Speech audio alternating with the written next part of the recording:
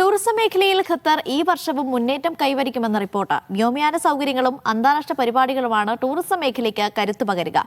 Visa നടപടികൾ ലളിതമാക്കിയത് സഞ്ചാരികളെ കൂടുതൽ ആകർഷിക്കുമെന്നാണ് കരുതുന്നത്.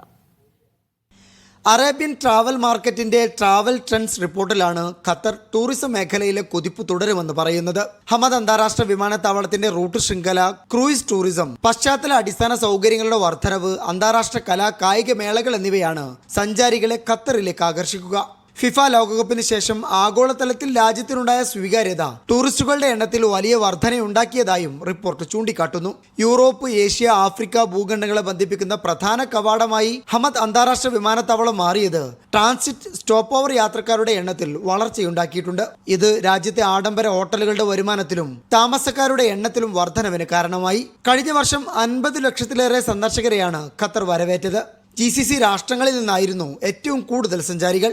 5 വർഷത്തിനുള്ളിൽ GDPയുടെ 12% ടൂറിസം മേഖലയിൽ നിന്ന് കണ്ടെത്താനാണ് ഖത്തർ ലക്ഷ്യമിടുന്നത്. Media 1, Doha.